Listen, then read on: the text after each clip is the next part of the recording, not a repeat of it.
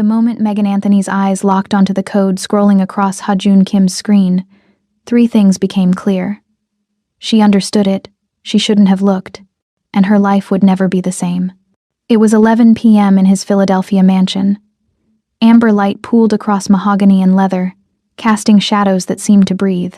Megan had been cleaning this place for 6 months, moving through rooms like a ghost in a black uniform, polishing glass, dusting shelves, existing in that invisible space reserved for people who serve. But tonight, something pulled her toward his desk. The screen. Lines of code cascading like digital rain, each string pulsing with an intelligence that made her breath catch. She knew what she was looking at. Her MIT dropout brain, the one she'd buried under student debt, and her mother's medical bills, recognized it instantly. Polymorphic encryption. Military-grade architecture. It's not spreading yet, she added slowly. The code's already embedded in hospital networks, but dormant. It needs a biometric trigger to activate. Whoever wrote this made someone's heartbeat the kill switch. Lethal intent wrapped in elegant syntax. Her fingers hovered over the keyboard, reading without touching, her mind already mapping the structure. Then she felt him. The air shifted. Cedar and gunpowder, sharp and dark. Heat radiated behind her, close enough that she could sense the controlled power in his stillness. You read code, not a question. A statement delivered in a voice like silk wrapped around a blade, each syllable carrying the weight of his Korean accent. Megan's heart slammed against her ribs. She turned slowly. Ha-Joon Kim stood less than a foot away. Tall, devastatingly composed in a black suit that probably cost more than her mother's hospital bills. His dark eyes locked onto hers with an intensity that made her feel stripped bare, dissected, seen in ways that terrified and thrilled her in equal measure. She should have looked away. Should have apologized, backed down, played the role of the frightened maid. Instead, she stared at the screen behind him. It's a polymorphic virus, she heard herself whisper. Whoever wrote this wants to kill people. Thousands of them. Something flickered across his face. Surprise? Recognition? His jaw tightened, and then his hand moved. Not violent but deliberate, closing around her wrist. The touch burned. I have 48 hours, Ha-Joon said, his grip firm, claiming, to decrypt that code or my empire burns. My enemies will launch it and frame me for mass murder. For months, I thought the coder behind this virus was a ghost, he said. Then one of my men traced the architecture to a forgotten thesis on cryptographic warfare, written by a student named Megan Anthony. Her pulse stuttered. You found me through my research? I found you because I was hunting your father. I didn't realize the connection until after I'd already bought your mother's debt. When I learned who you were, I made sure you'd end up here. He stepped closer, backing her against the desk, caging her with his presence. Can you break it? Megan's pulse thundered in her ears. Up close, he was devastating. Sharp features carved from stone and shadow, lips that promised things she'd only imagined in the dark privacy of her thoughts, and eyes that saw straight through every defense she'd ever built. I don't know, she managed. Wrong answer. He spun her chair, positioning her in front of the screen, his hands bracketing her on either side of the keyboard. She could feel his breath against her neck, controlled and dangerous. Let me rephrase, he murmured, voice dropping to something intimate and terrifying. You will break it, and until you do, every breath you take, every thought in that brilliant mind, every single second of your existence belongs to me. His thumb found her pulse point, pressing gently against the frantic rhythm. Do we have an understanding, Megan Anthony? Her name on his lips sent electricity down her spine.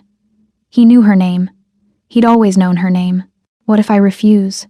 The question came out shakier than she intended, but she forced herself to meet his gaze in the reflection of the darkened screen. Ha-Joon's smile was slow, beautiful, devastating. Then I make a phone call, and your mother's ventilator stops working. His tone remained conversational, almost gentle. I watch you break. Then I kill you, but not before I make you understand exactly what you threw away. He leaned in, lips brushing the shell of her ear. Or maybe I'll make you beg me to keep you anyway. Megan's breath caught. Fear and something darker, something she didn't want to name, coiled tight in her stomach. She should be screaming, fighting, running, but her body had gone still, hyper-aware of every point where his presence pressed into her space, every nerve ending alive with terrible anticipation. "I'll do it," she whispered. "I know you will, precious girl." He released her then, stepping back with the casual grace of a man who'd never doubted the outcome. He adjusted his cufflinks, composed and lethal, as if he hadn't just threatened murder and seduction in the same breath. 48 hours. You work here, sleep here, eat when I tell you, my men will watch you. And they'll teach you basic defense, he added almost casually. If you're smart enough to decrypt warfare code, you should know how to survive a real one. She hadn't believed him then. Later she'd be glad she listened. He paused at the door, turning back with that devastating smile. "And Megan? Don't even think about running." His eyes held hers, dark and absolute. "I always catch what's mine." The door closed with a soft click that sounded like a cell locking. Megan stared at the screen, at the code that had just changed everything. Her hands trembled as she reached for the keyboard. Outside the study, she could hear footsteps. Guards taking position. Watchers making sure she stayed exactly where Ha-Jun wanted her. She'd walked into this mansion 6 months ago as a maid drowning in debt, invisible and desperate. Now she sat in a devil's chair, surrounded by his amber light and leather-bound danger, her brilliant mind the only thing standing between salvation and destruction. And the worst part, the part that made shame burn hot in her chest, part of her wanted to see what would happen if she stayed. Part of her wanted him to collect. "Welcome back, my daring hearts and dangerous minds. Tonight's story isn't about good or evil. It's about the space in between, where love wears a gun and loyalty tastes like blood. Before we begin, hit subscribe, tap like, and tell me where you're tuning in from. Every whisper, every view, every act of support keeps these forbidden worlds alive. Now, let's descend together into the Mansion of Secrets, where a black maid meets a Korean king of crime, and neither will leave unchanged." They moved her at dawn. Megan hadn't slept. It was hard to believe that only 30 hours had passed since she'd agreed to decrypt the code. Inside Ha-Jun's penthouse, time didn't move like it did in the real world. It looped, folded, devoured itself until day and night blurred into the same relentless pressure. How could she, with the weight of 48 hours pressing against her chest like a stone? She'd spent the night staring at the code, her mind racing through encryption patterns while her body remained hyper-aware of the guard stationed outside the study door. When Ha-Jun's right-hand man appeared, she nearly jumped from the chair. "Come," he said simply. Jae-min-sok was shorter than Ha-Jun but built like violence compressed into a suit. His face held no expression, no mercy, just cold efficiency. The scar running from his left eyebrow to his jawline told stories he'd never speak aloud. He gestured toward the door, and Megan stood on trembling legs. "Where are we going?" "You work upstairs now. Boss's orders." They rode the private elevator in silence, the kind that made her skin prickle with awareness. Jay stood with his hands clasped in front of him, eyes forward, but she felt studied anyway, assessed, catalogued. She noticed the bulge of a weapon beneath his jacket, the way his stance never fully relaxed, the micro-adjustments he made to keep her in his peripheral vision at all times. The elevator opened directly into the penthouse. Megan stepped out and forgot how to breathe. Floor-to-ceiling windows wrapped the entire space, revealing Philadelphia's skyline painted in morning gold. Marble stretched beneath her feet, veined with bronze that caught the light like frozen rivers. The furniture looked sculptural, minimalist, and expensive in that way that whispered old money and new power. Everything gleamed: glass, chrome, the grand piano in the corner that probably never got played. Abstract art she recognized from museum catalogs hung on the walls.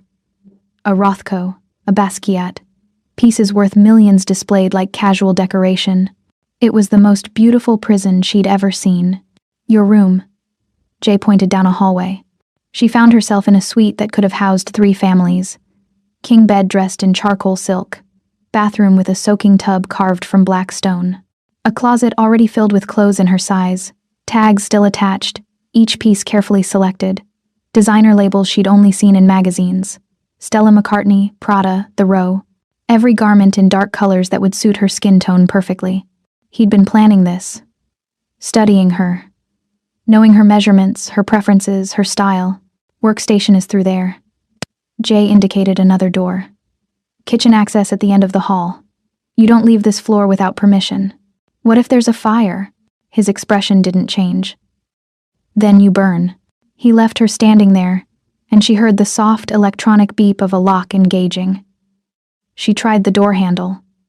Solid. Immovable. Biometric security. Of course.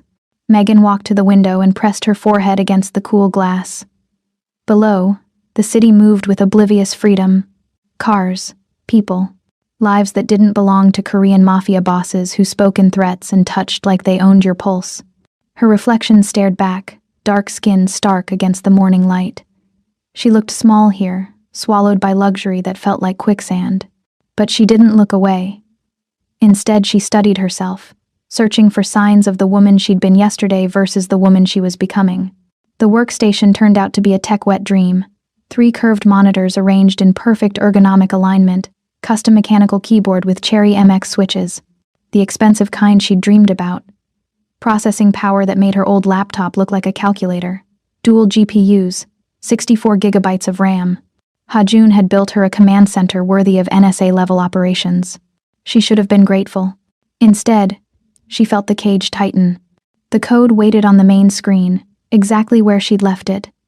Megan settled into the leather chair, its butter-soft surface molding to her body, and forced her mind to focus. Polymorphic encryption, self-modifying. Every time the virus executed, it rewrote its own structure to avoid detection. Brilliant and horrifying. Her fingers found the keyboard. Within an hour, she'd isolated the first layer. The encryption used a rotating cipher that changed every 64 iterations, but the rotation pattern followed a mathematical sequence. Fibonacci, modified. Whoever wrote this had training, sophistication, ego. She started building the decryption algorithm, losing herself in the pure logic of it. Code didn't lie. Code didn't threaten your mother. Code was just truth written in syntax. But even as she worked, part of her mind kept circling back to Ha-Jun's words. Every breath you take belongs to me. She hated that the thought made her shiver. 3 hours later, she'd cracked the outer shell. The monitors flickered, and new information flooded the screens. Not just code now, but architecture. Network maps, target systems, and there, buried in the metadata, a digital signature so subtle most people would have missed it. But Megan saw it. Her hands froze over the keyboard. The coding style, the variable naming conventions, the specific way comments were formatted, abbreviated Latin phrases her father used to mutter while working. Tempus fugit. Ars longa, vita brevis. Impressive. She spun the chair around. Ha-Jun stood in the doorway, leaning against the frame with his jacket gone, shirt sleeves rolled to his elbows. The morning light caught the angles of his face, softening nothing. She noticed details she'd missed last night. The thin scar along his left collarbone visible through his unbuttoned collar, the expensive watch on his wrist, Patek Philippe, probably worth more than her entire education, the way he held himself with the absolute confidence of someone who'd never lost a fight. How long have you been watching? Long enough. He moved into the room, and she felt her body respond against her will, every nerve ending suddenly alert. You broke the first encryption faster than my team predicted. Your team? I have the best hackers money can buy. Lee Sungmin handles infrastructure penetration. Park Ji-woo specializes in financial systems. Chen Weilong focuses on competitor intelligence. He stopped behind her chair, looking at the screens over her shoulder. None of them could do what you just did. His proximity overwhelmed her senses. That scent again, cedar and gunpowder, mixed now with something warmer. Coffee. He'd been awake as long as she had. The outer layer was simple pattern recognition, she managed, keeping her voice steady. The real work starts now. Tell me what you found. Megan pointed to the network map. This virus is designed to infiltrate hospital systems across the eastern seaboard. Once inside, it targets life support protocols, ventilators, dialysis machines, anything keeping critical patients alive. Ha-Jun's jaw tightened, the only sign of emotion. It's not about money, she continued. Whoever launches this wants mass casualties. They want you framed for domestic terrorism. The signature in the code is too obvious. Like they want you to know who built it. Kevin. The name came out like a curse. My half-brother has always preferred spectacle to efficiency. He built his territory on fear and theater while I built mine on calculation. His hand moved, reaching past her to point at something on the screen, and his arm brushed her shoulder. The touch was incidental, meaningless, but it sent heat cascading down her spine. She shifted away, her body instinctively creating distance, even as part of her wanted to lean closer. I need more time to decode the activation sequence. You'll have it. But he didn't move, didn't step back. When did you eat last? I'm not hungry. That wasn't the question. Megan turned to face him, and the movement brought them too close.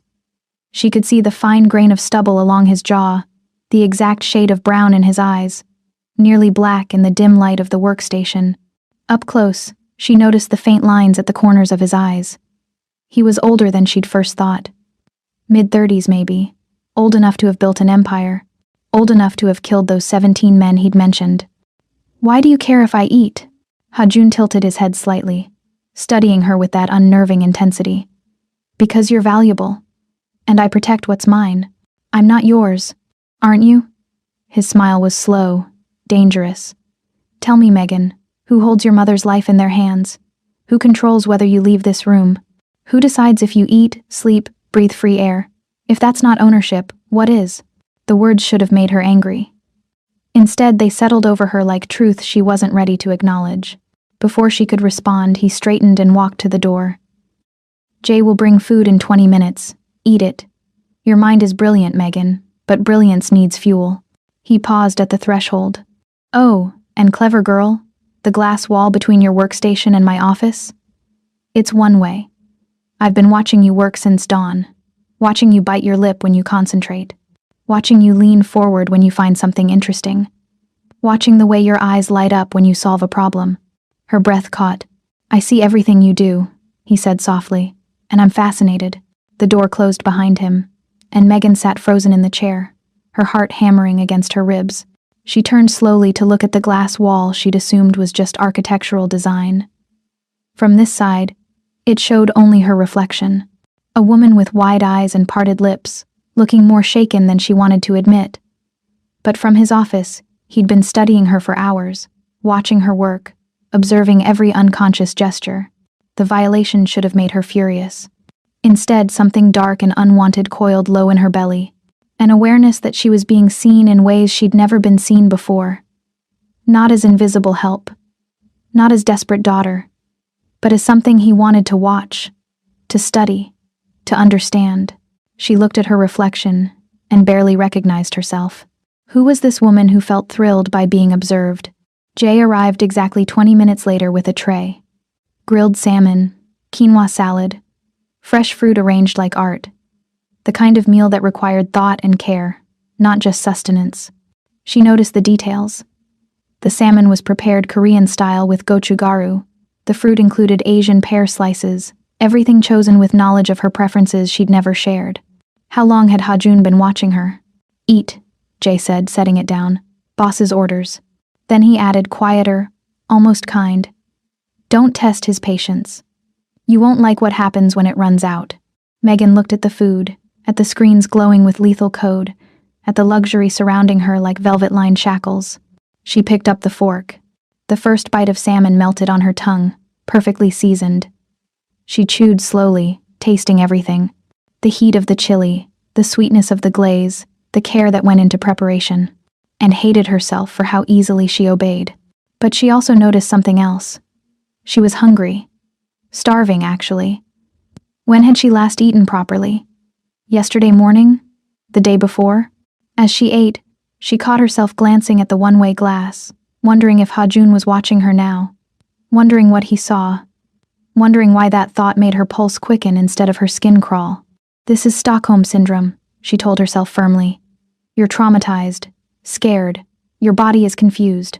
But the rationalization felt hollow. Because if this was trauma, why did her mind keep returning to the moment his hand had closed around her wrist? Why could she still feel the heat of his breath against her neck? Why did she want him to come back? She finished the meal in silence, then returned to the code with renewed focus.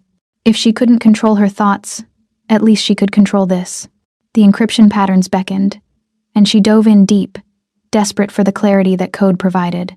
Behind the one-way glass, Hajun watched her work, and smiled. 26 hours remained when Megan found her father's ghost. She'd been working through the night again, peeling back layers of encryption like surgical dissection.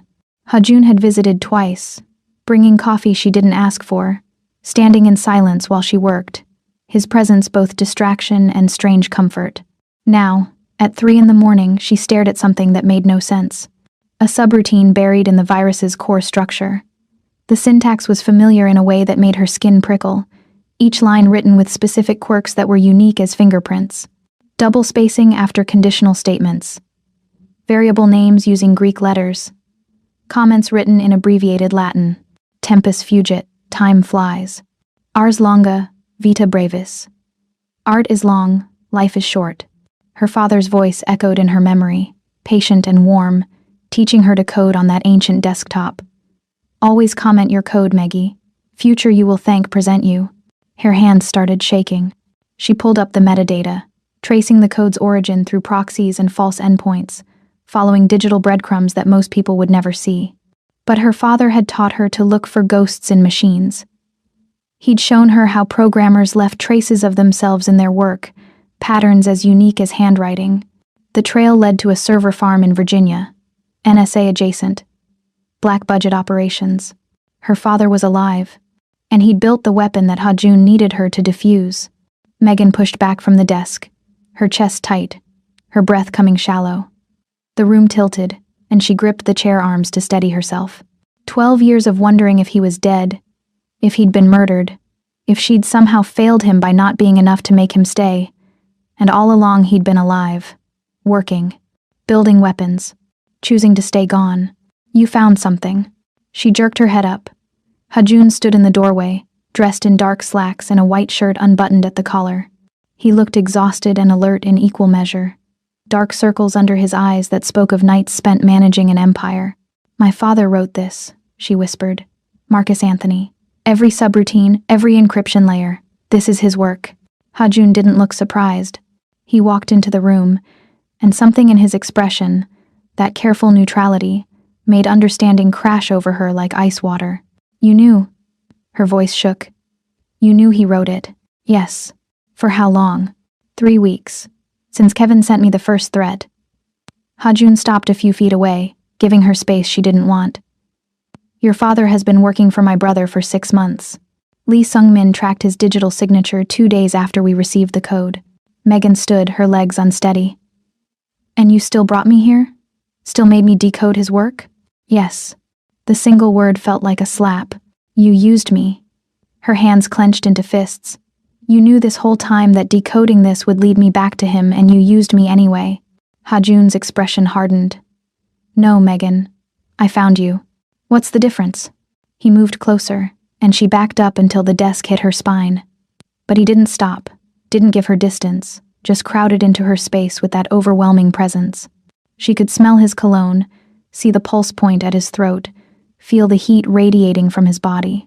The difference, he said quietly, is that using you would mean I saw you as a tool. Finding you means I saw you as the answer. That's the same thing. It's not. His hand rose and she flinched, but he only pointed at the screen behind her. Kevin has been planning this for over a year. He hired your father specifically because Marcus Anthony is brilliant. And because he knew that if I ever found out, if I ever needed someone to break his code, there was only one person in the world who could do it. His daughter. His daughter. Ha. June's voice softened fractionally. Kevin wanted me to find you. Wanted me to bring you into this. Because either you decrypt the virus and save me, which means working against your own father, or you refuse, and thousands die while I take the blame. Megan's mind raced, fitting pieces together. It's a trap. Both ways I lose. Both ways you were supposed to break. Hajun's hand moved again, this time settling on the desk beside her hip, caging her without touching. But you're not breaking, are you, clever girl? You're solving it anyway. Because you threatened my mother. Yes. At least he didn't lie about it. But there was something else in his eyes now. Something that looked almost like regret? Admiration? She couldn't read him, and that made her feel more unsteady. Where is he? Her voice cracked. Where's my father now? Kevin keeps him in a private facility outside Philadelphia. Protected, controlled. Your father builds weapons, and my brother provides everything he needs to forget why he's building them. Money? Absolution. Ha-jun's eyes held hers. Your father has been running from his past for 12 years. Kevin offered him a way to disappear completely. New identity. Unlimited resources. All he had to do was create something that would destroy me. And he did it. Bitterness flooded her throat. He chose to build this instead of coming home. People make choices based on what they can live with. Your father couldn't live with being Marcus Anthony anymore. So he became someone else. A monster. Like me? Ha-jun's lips curved without humor. Yes, like me. But she heard something in his voice. A self-awareness that surprised her. He knew what he was. He didn't pretend otherwise. Megan stared at him, at this man who dragged her into darkness and forced her to confront truths she'd buried. Her father was alive. Her father had abandoned her by choice. Her father had built a weapon meant to kill thousands. And Ha-jun had known all of it. I should hate you, she whispered. You should. He leaned in, his breath warm against her cheek. But you don't. Not entirely. Because hating me would be simple. And nothing about this is simple anymore. His hand lifted, hovering near her face, asking permission without words. She should pull away, should slap him, scream, demand he take her home. Instead, she stayed frozen as his fingers brushed the curve of her jaw. Featherlight, testing. But then something in her shifted. A resistance she hadn't known she was holding onto. She jerked back, putting space between them. No. Her voice came out stronger than she felt. You don't get to comfort me. You don't get to touch me like I'm something precious when you orchestrated all of this. Ha-jun's hand lowered slowly, and for a moment, something flickered across his face. Disappointment? Respect? You're right, he said quietly. I don't get to comfort you. But Megan, I need you to understand something. What? Your father didn't just abandon you. He abandoned himself. The man you remember, the one who taught you to code, who called you Meggie and made you hot chocolate while you debugged programs. He couldn't live with what the NSA made him do. The black ops he was part of. The people who died from weapons he designed. Megan's breath caught. She'd never known the details of her father's work. Just that he'd left, and everything had fallen apart. Kevin offered him oblivion, Ha-jun continued. A chance to never remember. Never face it. Just build and forget. Build and forget. Your father is a coward, Megan. But he's not heartless, he's just broken. That doesn't make it better. No. Ha-jun stepped back finally, giving her the space she'd demanded. But it makes it true. She wrapped her arms around herself, suddenly cold despite the penthouse's perfect temperature control. Why are you telling me this? Because you need to know what you're fighting. Not just the code, not just Kevin, but the ghost of who your father used to be. His eyes held hers with uncomfortable intensity. And because when we face him, and we will face him, I need you to be ready. Ready to choose. Choose what? Revenge or mercy? Rage or understanding? He walked toward the door, then paused. Both are valid. Both are yours to take. But you need to decide before that moment comes, or it will decide for you. He left her standing there, shaking with emotions she couldn't name. Megan looked at the code on the screen. Her father's work, elegant and deadly. Then she looked at her hands, at the fingers that had been trained by those same hands to see patterns, to think in logic, to build things that mattered. She'd thought finding her father would give her answers. Instead, it only gave her more questions, and 26 hours to solve them all. She returned to her chair slowly, her mind spinning. But this time, when she started typing, she wasn't just decrypting code. She was preparing for a choice she didn't want to make. Hours passed. The sun rose outside the windows, painting Philadelphia in shades of gold and rose. Megan worked in silence, her fingers flying across the keyboard, her mind dissecting her father's architecture piece by piece. And she noticed something. The deeper she went, the more she saw him in the code. Little details. Private jokes embedded in comments that only she would recognize. Variables named after books he'd read to her as a child.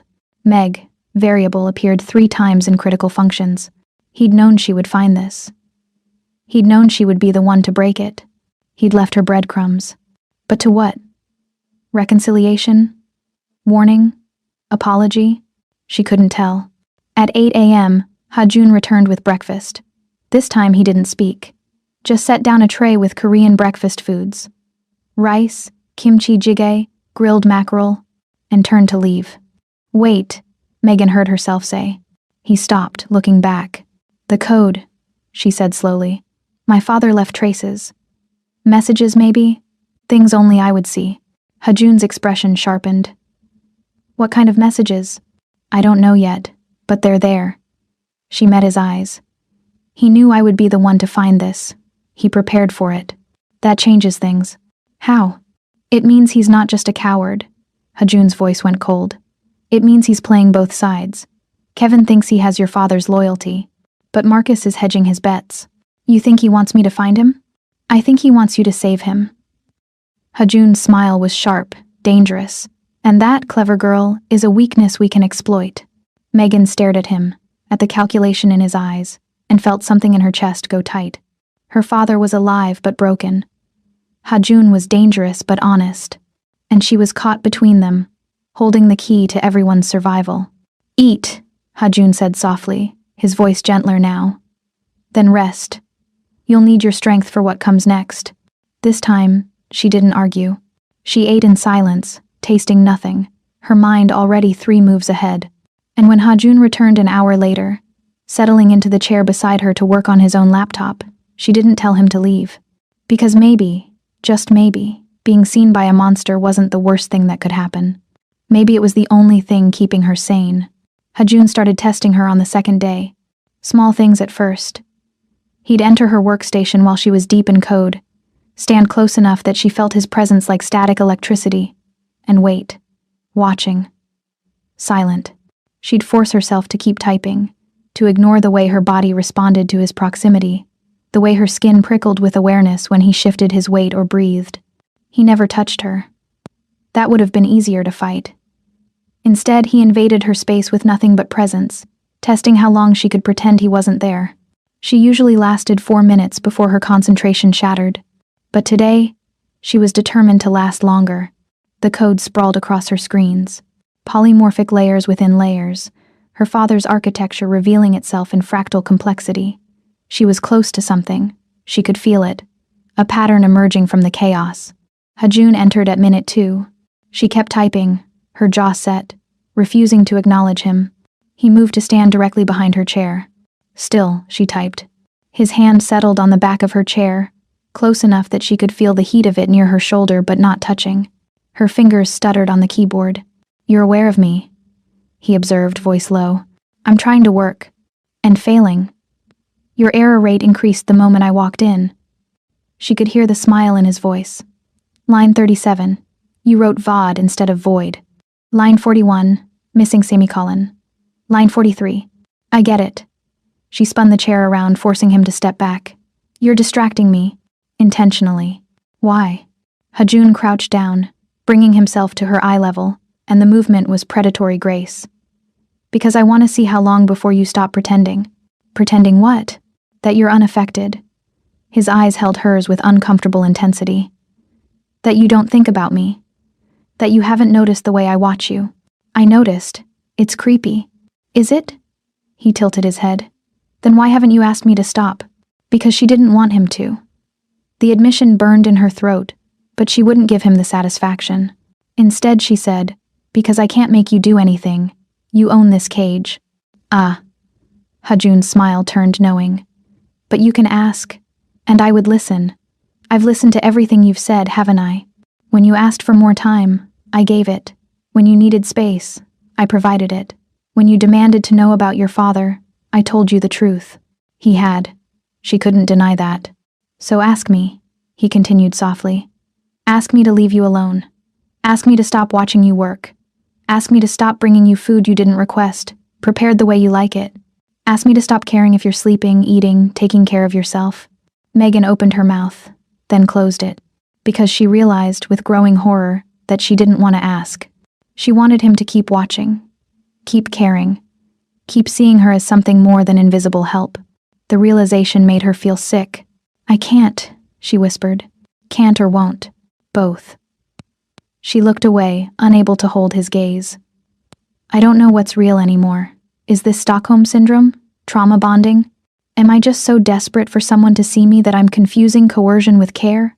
Hajun was quiet for a long moment. Then he stood, and she thought he'd leave. Instead, he pulled the second chair closer and sat, elbows on his knees, hands clasped. "Let me tell you what's real," he said, his voice stripped of its usual command. 3 years ago, I found your post on a cryptography forum.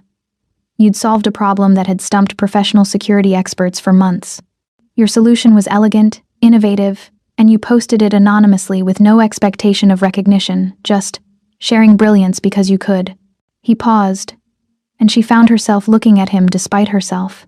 I tracked you down, watched you work 3 jobs while taking care of your mother, watched you solve coding problems on library computers because you couldn't afford your own equipment, watched you dim your light because the world told you to be grateful for scraps. That's stalking. Yes, he didn't deny it. But it's also the moment I realized I'd spent my entire life surrounded by people who wanted something from me. Power, money, protection. And none of them saw me either. I was just a resource, just like you were just invisible. Megan's breath caught at the vulnerability in his voice. So I made a choice, Hajun continued. A terrible, selfish, manipulative choice. I brought you into my world not just because I needed you, but because I wanted to see what would happen if someone like you was finally given everything you deserved. Resources, challenge, recognition. You can't force recognition on someone. No, but I could create the circumstances where you'd have no choice but to show the world who you really are. His eyes met hers. And I was right, wasn't I? Look at what you've done in 30 hours. You're breaking encryption that defeated my entire team. You're outthinking your father.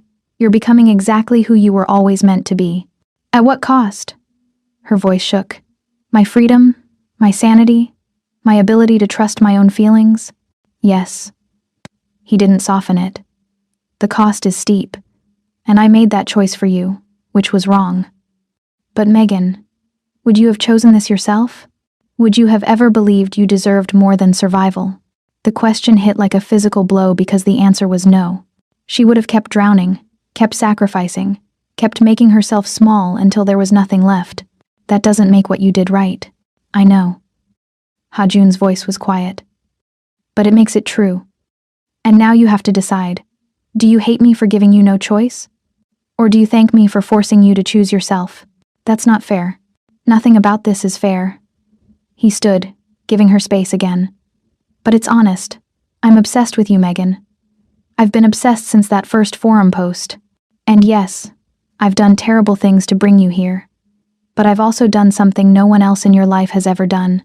What? I've made you essential. He walked to the door, then looked back. And once you feel essential, you can never go back to invisible. That's the real trap. Not the threats. Not the locked doors. But knowing what it feels like to matter. He left her with that truth hanging in the air.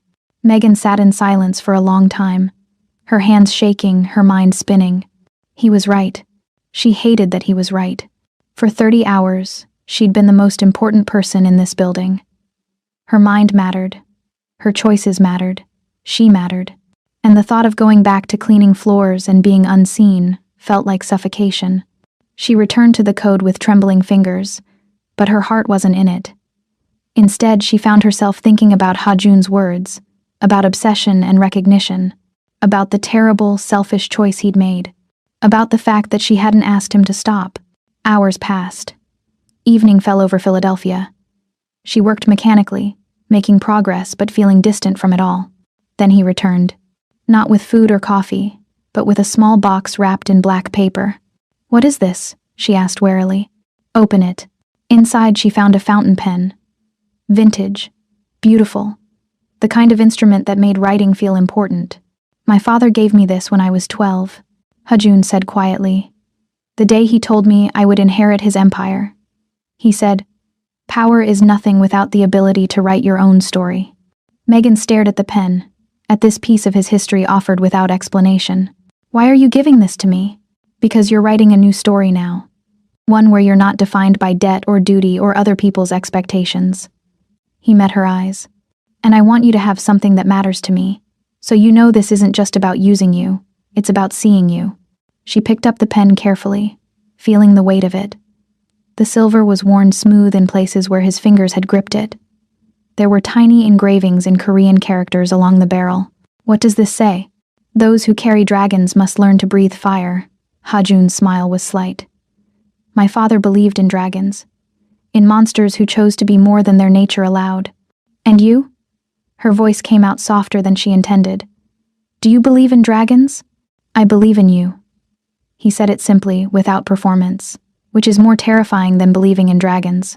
Something in Megan's chest cracked at the honesty in his voice. She wanted to throw the pen back at him.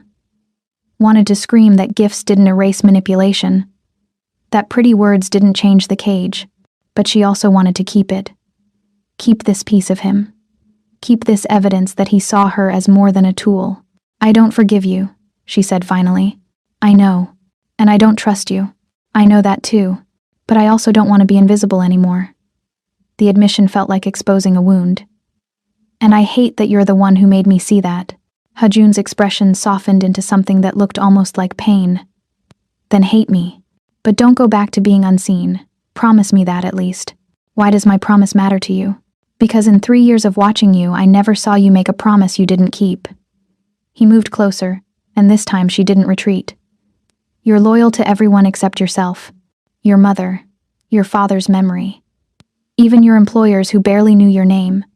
But Megan, be loyal to your own potential. Just this once. And if that means leaving you when this is over, then leave. His voice went rough. But leave as someone who knows her worth. Leave as someone who will never settle for invisible again. That's all I want. For you to be free even if that freedom takes you away from me. The vulnerability in his words made her chest tight. This man who commanded empires, who killed without hesitation, who manipulated her into his world, he was asking for nothing, just offering her permission to become. It was the kindest cruelty anyone had ever shown her. I need to work, she said, her voice unsteady. I know, he stepped back. But Megan? Keep the pen. Even if you throw everything else away, keep that. Because it's the first thing anyone's given you that says you deserve beautiful things. He left before she could respond. Megan sat holding the pen, feeling the weight of silver and history and impossible choices. Then she set it carefully beside her keyboard and returned to the code. But throughout the night she found her eyes drifting to it. This beautiful, terrible gift that meant more than it should. And when she finally cracked the next encryption layer at 3 a.m., she used that pen to take notes on paper. The old-fashioned way, the way her father had taught her. The ink flowed smooth as silk, and every word felt important. Maybe that was the real trap. Not the locked doors or the threats, but learning that she deserved beautiful things, and wanting more. The truth arrived at hour 36, delivered in a manila folder that Jay set on her desk without ceremony. Megan was deep in the virus's final encryption layer, her mind splintered across 3 monitors when the folder's presence finally registered. She glanced at Jay. What is this? Boss said you'd want to see it. His expression was neutral, but something in his eyes looked almost sympathetic. He told me to tell you. No more secrets, even the ones that hurt. Her stomach tightened. Nothing Ha-jun gave her was ever simple. Inside the folder, financial records. Her mother's hospital bills dating back 14 months, each one stamped with the same acquisition notice. Debt purchased by Elysian Holdings, a shell company. She traced the ownership through 3 layers of corporate structure until she found the name at the top. Ha-jun Kim. The dates made her chest constrict. He'd bought her mother's debt 4 months before Megan had applied for the maid position. 4 months before she'd ever walked through his mansion's doors. Her hands started shaking. Beneath the financial records, surveillance photos. Her leaving her apartment. Her at the hospital holding her mother's hand. Her at the library hunched over a laptop, working on code she couldn't afford to run on better equipment. Her standing outside that bakery window, staring at cakes she'd never buy. Photo after photo, time-stamped over 18 months. He'd been watching her long before he'd ever spoken her name. But it was the 3rd section that made her stop breathing. Employment records. The maid position at his mansion, created specifically for her. Requirements that matched her exact qualifications.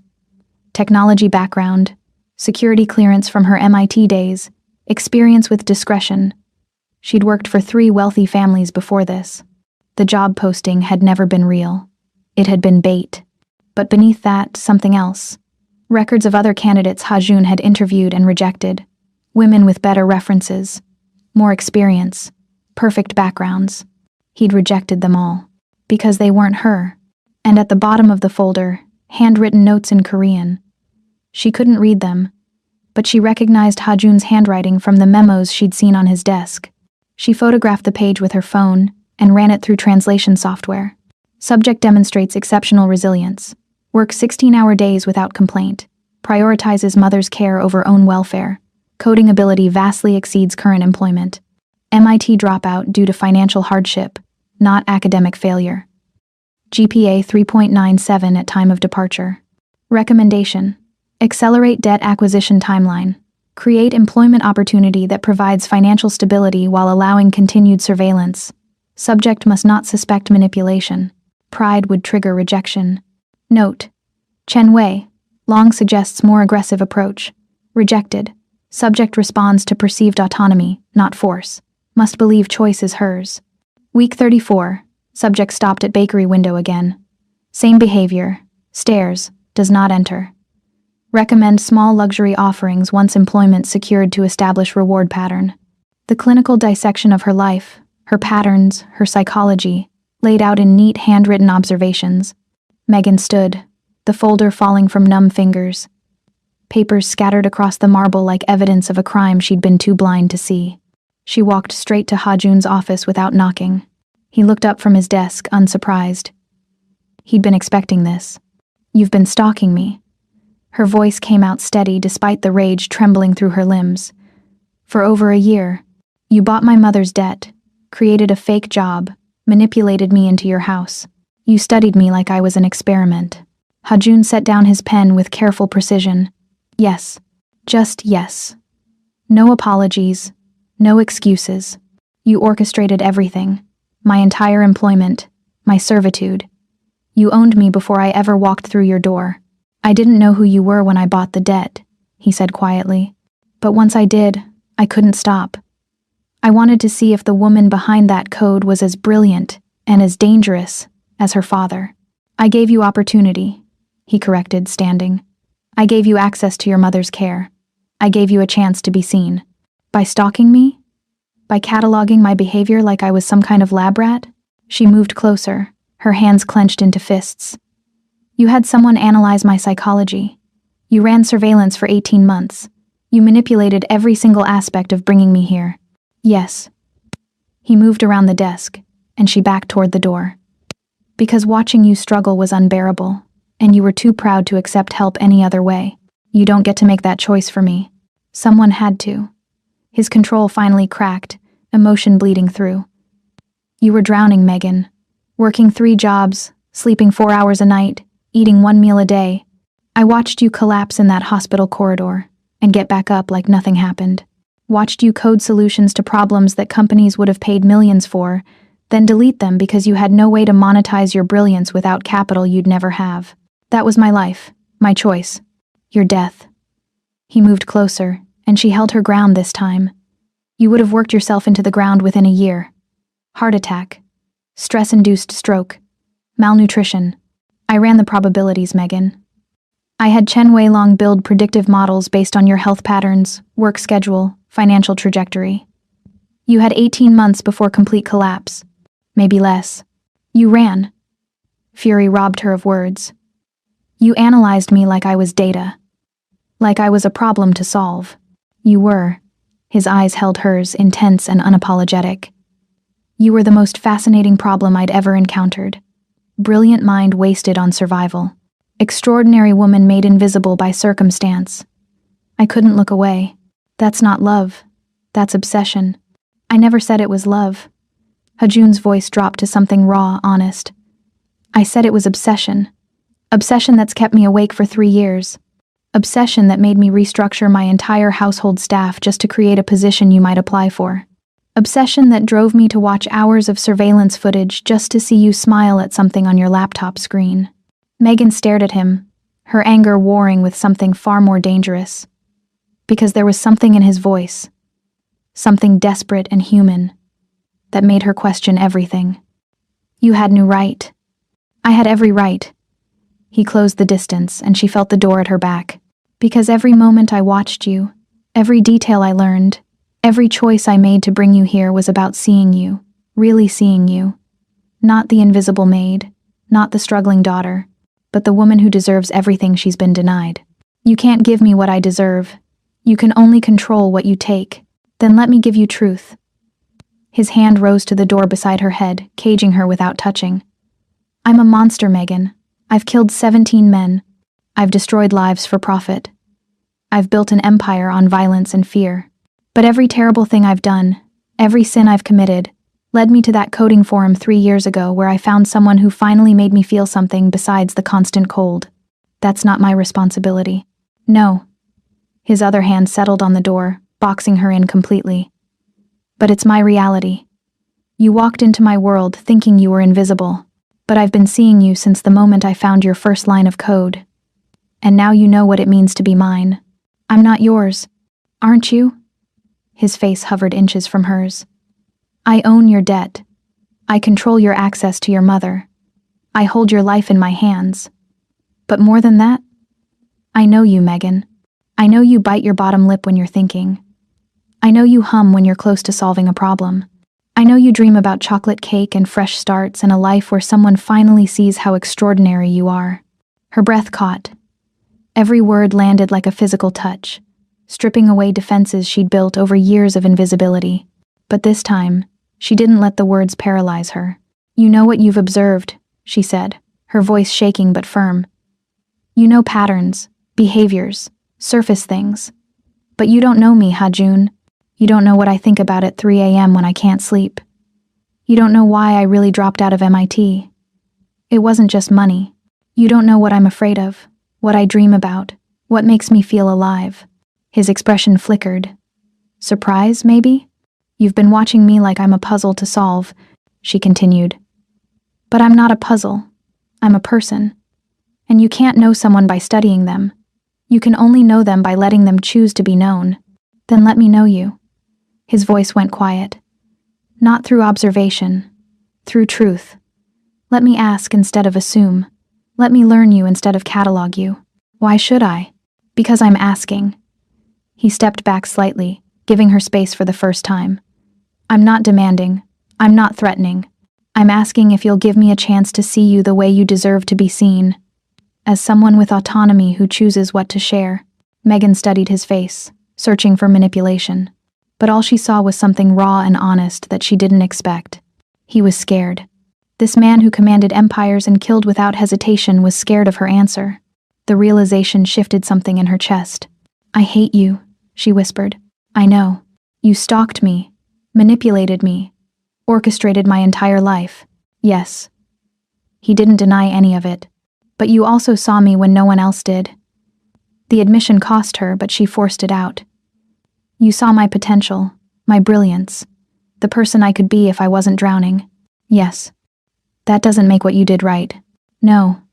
His eyes held hers. But does it make you want to walk away? That was the question, wasn't it? She should leave. Should take her mother and disappear. Start over somewhere he couldn't find her. Return to invisible, because at least invisible was safe. But safe had been killing her slowly. Ha-Jun had shown her a different path. A terrifying, intoxicating path where she mattered. Where her mind was valued. Where invisibility was no longer an option.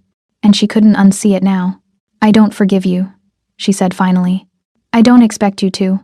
And I won't be your possession, your experiment, your project. Then be my equal. He held out his hand, palm up, offering. Work with me, not for me. Build something together instead of being built around. Megan stared at his hand, at the choice he was offering. Real choice, for maybe the first time since she'd entered his world. She could walk away, or she could step forward. If I do this, she said slowly, I need something from you. Name it. No more secrets. No more surveillance I don't know about. No more making decisions for me because you think you know what's best. Her voice strengthened. You want to know me? Then treat me like an equal who deserves the truth. All of it. Ha-Jun's smile was slight but genuine. Agreed. And my mother's debt? It's forgiven. Completely. Not held over me. Not used as leverage. She's free and so am I. Done. He reached into his desk and pulled out a thumb drive. Original documents, unsigned and unenforceable. Delete them yourself. Your mother is free. You're free. Stay or go. That's entirely your choice. Megan took the drive with trembling fingers, feeling the weight of actual freedom for the first time in years. Why? She asked. Why give this up now? Because owning you was never the point. Hajun's eyes held hers with uncomfortable intensity. Seeing you become who you're meant to be. That's the point. And you can't become that while being owned. She clutched the drive in her palm, feeling tears threaten. This monster who'd manipulated her into his world was giving her the key to leave it. And somehow, that made her want to stay. I'm still angry, she managed. Good. Anger is honest. And I still don't trust you. You shouldn't. Not yet. Make me earn it. Megan met his eyes across the space between them and saw something she hadn't expected. Hope. He was hoping she'd stay. Hoping she'd choose this. Choose him. Not because he forced her, but because she wanted to. 18 hours left, she said quietly. I'll finish the code. Not because you threatened my mother.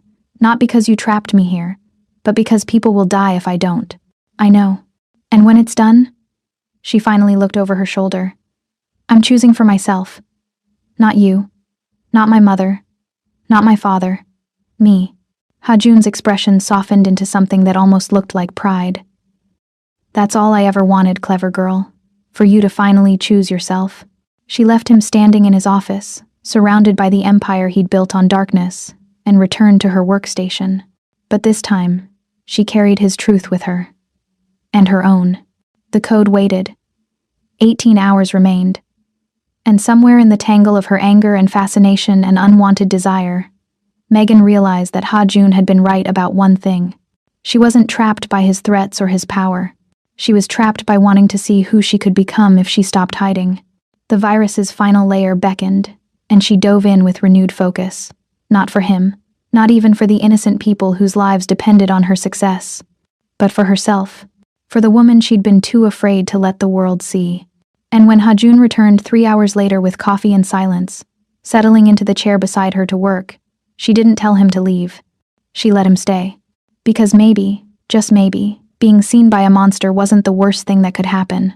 Maybe it was the beginning of finally seeing herself. The code broke at hour 47. Megan's fingers stilled over the keyboard as the final encryption layer peeled away like skin from bone. The virus's architecture sprawled across her screens in complete detail.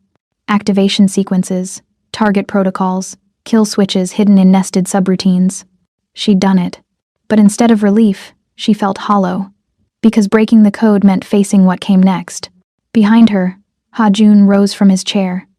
She felt him approach, felt the air shift with his presence, but she couldn't look away from the screens. You found it, he said quietly. Yes.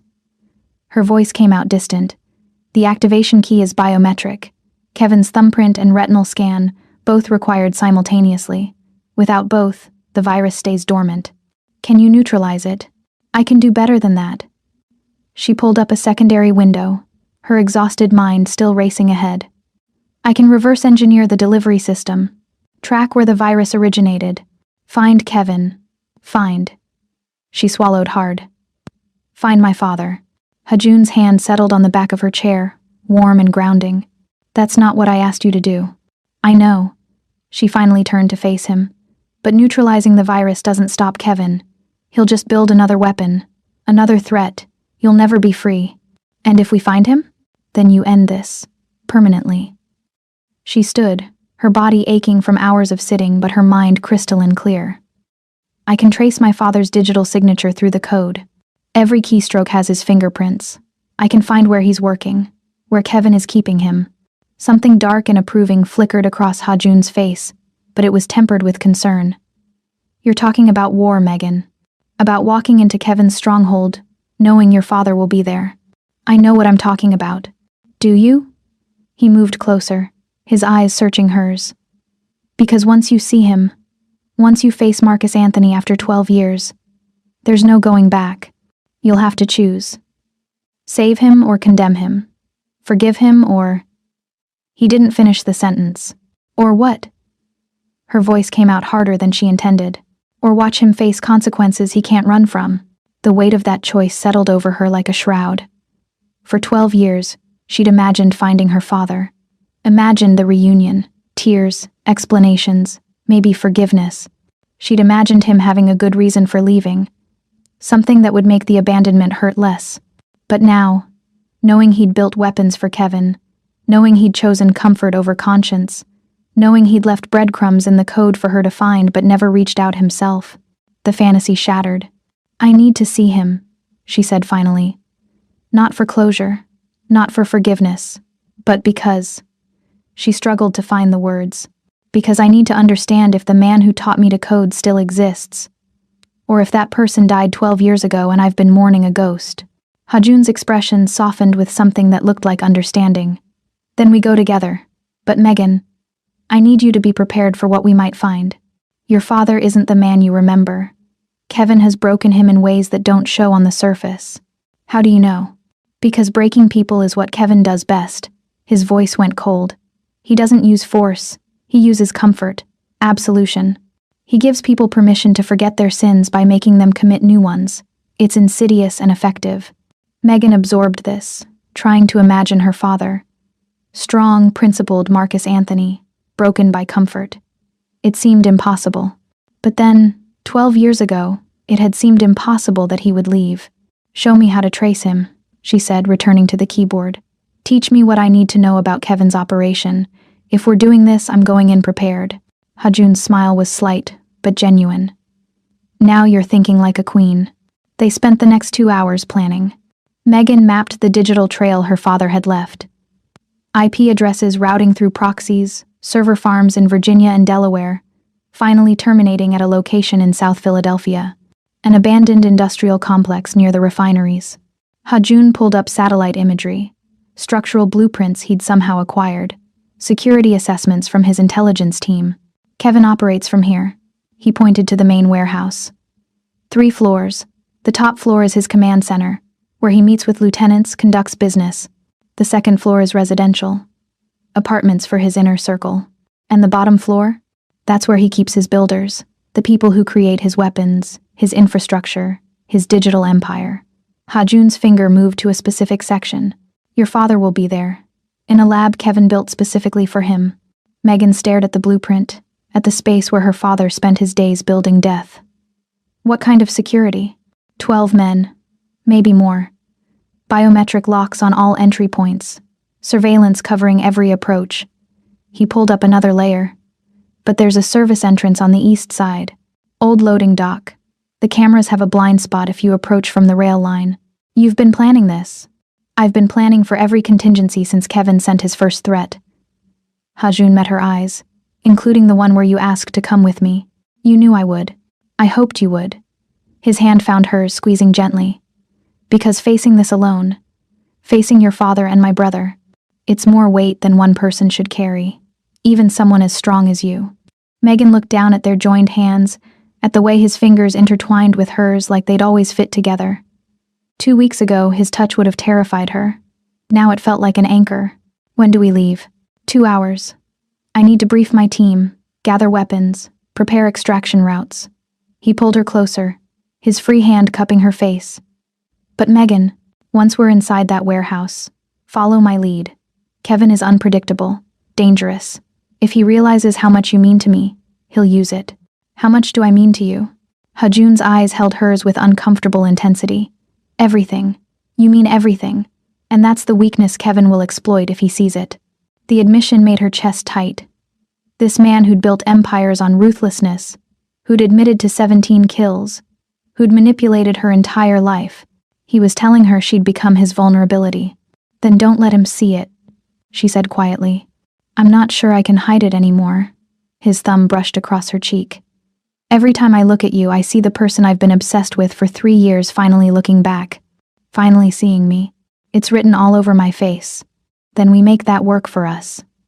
Megan's strategic mind kicked in, the same one that had been solving impossible problems for 47 hours.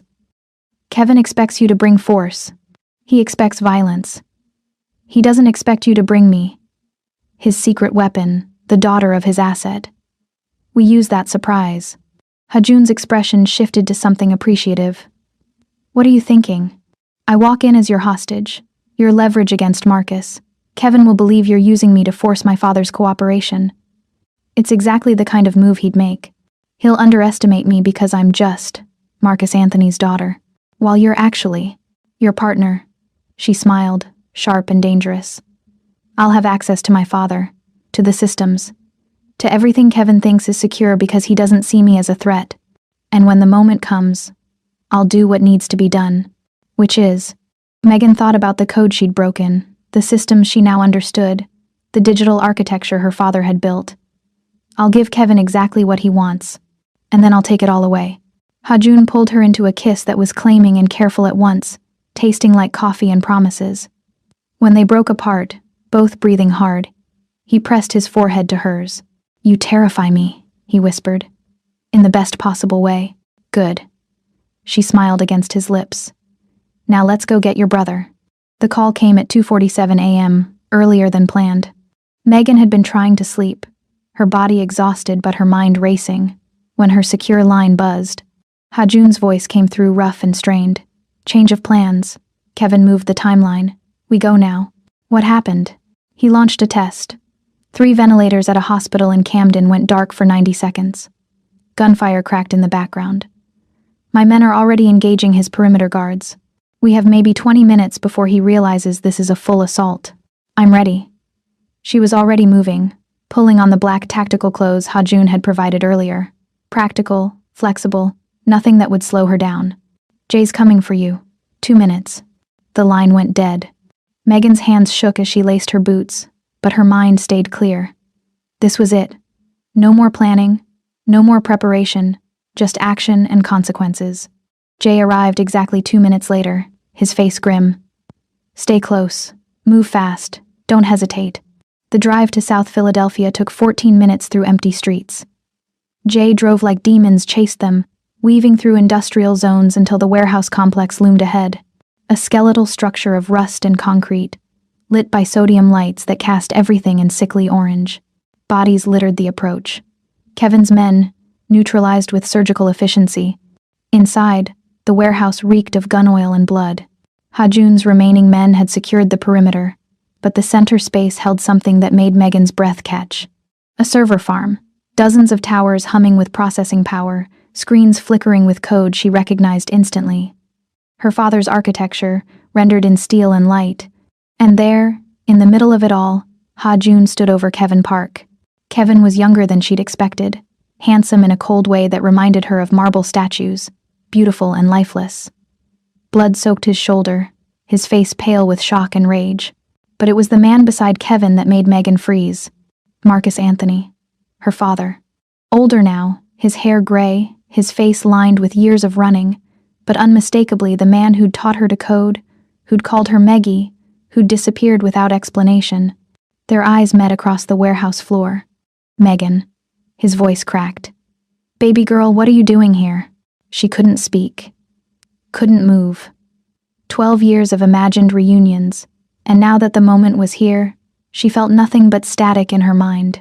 Hajun turned, his expression fierce and relieved. She's here because I need her. Because Kevin's last gift is about to kill thousands if we can't stop it. The virus is tied to my vitals, Kevin spat, his voice carrying dark satisfaction despite his wound. Heart rate drops below 40, respiratory failure, loss of consciousness. Any of it triggers immediate launch. So go ahead, brother. Kill me. But you'll be killing thousands of innocent people too. Not if Megan stops it first. Hajun's eyes found hers. Can you do it? She moved forward on autopilot, her body operating on training and adrenaline, while her emotions stayed carefully locked away. She couldn't process her father's presence. Not yet. Not while people's lives hung in the balance. The nearest screen showed the code scrolling past. She studied it, her fingers already mapping the solution. It's possible, she said, voice steady despite the chaos. But I need time. The biometric monitoring is redundant. 6 different sensors, all feeding into the activation protocol. I have to disable each one without triggering failsafes. How long? 20 minutes. Maybe 30. Kevin's heart rate is already dropping, Jay reported, checking a medical scanner. Blood loss. He's got maybe 45 minutes before his vitals crash. Marcus pushed forward. Megan, listen to me. Walk away. This isn't your fight. These men, this world. It's not you. She didn't look at him. Couldn't. You don't know who I am anymore. You're my daughter. I'm the daughter you abandoned. Her voice came out cold, factual. The one you left drowning in debt while you built weapons for psychopaths. Don't pretend you know me, Marcus. You gave up that right 12 years ago. I was protecting you. The NSA wanted me dead. I had to disappear. You had to choose. Now she did look at him, and the weight of 12 years of unanswered questions pressed into every word. And you chose to run instead of fight. You chose to hide instead of stay. Every day for 12 years you chose not to come back. Marcus's face crumpled. Megan, please. She's busy. Hajun's voice cut through, protective and cold. And you lost your vote the day you wrote code designed to frame me for mass murder, Kevin said. Kevin lied. Hajun's gun rose, aimed at Kevin's head. He promised you safety, gave you resources, made you complicit in atrocity. You stopped being her father the moment you chose comfort over conscience. But Megan was only half listening. Her fingers flew across the keyboard, building the decryption algorithm layer by layer. First sensor disabled. Second sensor required polymorphic decryption. Beside her, Marcus watched with something like awe. You got better. So much better than I ever was. I had to. She didn't slow her typing. Someone needed to clean up your mess. Medji. Don't call me that. The childhood nickname made her fingers stutter. That name belonged to a girl who thought her father was a hero. That girl died when you left. Silence fell except for the clicking of keys and the hum of servers. 15 minutes passed. 20. Kevin's vitals were dropping. Heart rate at 52 and falling. Then everything went to hell. 3 of Kevin's men, hidden in the warehouse rafters, opened fire. Chaos erupted. Hajun's men returning fire. Jay shoving Megan behind a server tower, bullets ricocheting off concrete and steel. Through the madness, Megan kept typing. 4th sensor disabled. 5th required biometric override. She saw Hajun move like violence made art, taking down 2 men with precision that should have terrified her. Instead, she felt something fierce and proud. This man who fought for his empire while she fought with her mind. Then Marcus lunged toward Kevin. Whether to protect or restrain him, Megan couldn't tell. Kevin pulled a hidden pistol. Time slowed. Megan saw the gun rise, saw it aim at Hajun's unprotected back, saw Kevin's finger tighten on the trigger. Jay's backup weapon lay on the floor beside her, dropped during the initial chaos. Her hand moved before conscious thought. She grabbed the gun, raised it with shaking hands, and fired. The bullet took Kevin's guard in the shoulder. Not Kevin himself, but the man who'd been moving to execute Hajun from behind. The guard dropped. Hajun spun, saw her with the gun, saw what she'd done. Their eyes locked across the warehouse. Hers wide with shock, his burning with something between fury and worship. Marcus stared at his daughter, horrified. Megan, what have you become? She lowered the gun slowly, her hands trembling. Someone who doesn't let the people I care about die. She returned to the keyboard, forcing her shaking fingers to steady. The final sensor broke under her assault. The virus destabilized, its activation protocols crumbling into harmless fragments. It's done, she called out. The virus is neutralized. Kevin's vitals don't matter anymore. But she felt wrong saying it. Empty. Because she'd just crossed a line she could never uncross. She'd shot someone. She'd chosen violence. She'd become exactly what her father had feared. Hajun's expression shifted to something victorious and grim. He turned back to Kevin, who'd slumped against a support beam, his face pale with blood loss and defeat. You lose, brother. Kevin's laugh was wet, painful. Do I? Look at what you've done. You've turned an innocent woman into a killer, corrupted her, made her just like us. I'd call that a victory. No. Hajun's voice rang with certainty. I gave her the choice to be extraordinary. She made herself what she is. By shooting someone? By choosing violence? Kevin's eyes found Megan's. That's not extraordinary. That's just broken. Megan wanted to argue, wanted to defend her choice. But the gun in her hand felt heavy with truth she couldn't deny. She'd become someone her father didn't recognize. Someone she wasn't sure she recognized. Hajun raised his weapon, aimed at Kevin's head. Wait. Marcus's voice cut through. Please, just wait. He moved between Hajun and Kevin, his hands raised in surrender. And for the first time since Megan had entered the warehouse, she really looked at her father. He looked small, diminished, nothing like the giant of her childhood memories. Megan, Marcus said, his voice shaking, before this ends, before you watch him kill Kevin, I need you to understand something. There's nothing you can say that changes what you did. I know. He took a step toward her, and she noticed Hajun's subtle shift, positioning himself between them, protecting her even now. But you should know why I left. Why I really left. You already said, the NSA. That was part of it. Marcus's eyes filled with tears. But the real reason? The project I was working on, the encryption I designed. It was used to target a terrorist cell in Yemen. Smart weapons, precision strikes, clean and efficient. He swallowed hard. Except the intelligence was wrong. The building we hit wasn't terrorists. It was a school. 47 children died because of code I wrote, because I was so proud of my brilliance that I never questioned what it would be used for. Megan's breath caught. I couldn't live with it, Marcus continued. Couldn't face you, your mother, myself. So I ran. And when Kevin found me, when he offered me a chance to forget, to become someone new, I took it. Because being Marcus Anthony meant remembering those children. Being Kevin's weapon meant I could pretend I was someone else. That doesn't make it better. No, his voice broke. But it makes it true. I didn't leave because I didn't love you, Maggie. I left because I couldn't love myself. And I was too much of a coward to face what I'd done. Megan stared at this man who'd shaped her childhood and abandoned her adolescence, and felt something crack inside her chest. Because she understood. God help her. She understood. She'd just shot someone to protect Hajun. She'd crossed the same line her father had crossed. Made the same choice to use her skills for violence. And part of her wanted to run too. You could have come back, she whispered. After. When you'd processed it. You could have come home. I know. Marcus's tears fell freely now. But every year that passed made it harder. How do you explain 12 years of silence? How do you ask forgiveness for abandoning your child when she needed you most? So I stayed gone, and I hated myself more every day. Good. The word came out harsher than she intended. You should hate yourself, because while you were hiding, Mom almost died. While you were building weapons for Kevin, I was scrubbing toilets to afford her ventilator.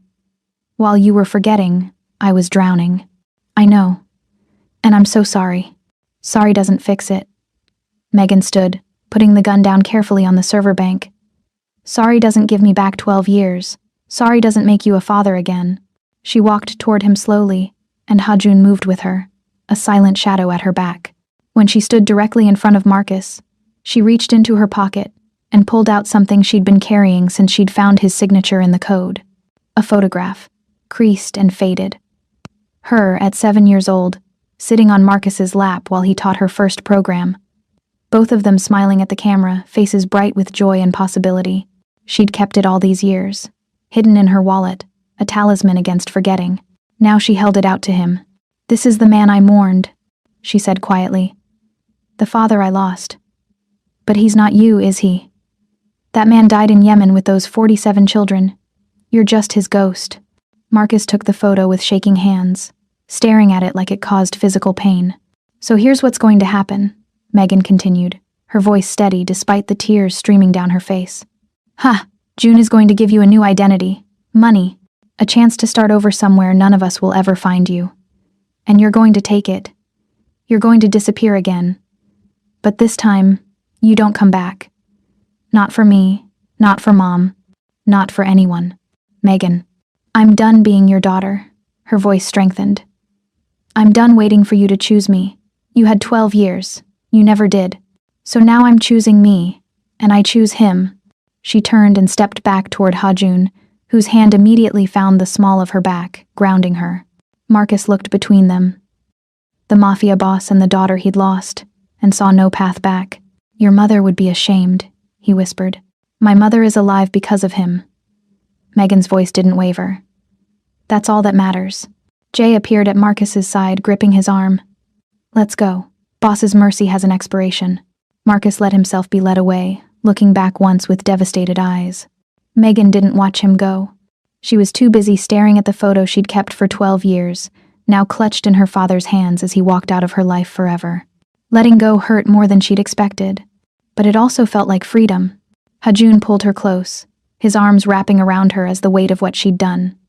Shot someone, banished her father, chosen this life. Crashed over her. "Are you hurt?" he asked quietly. "No."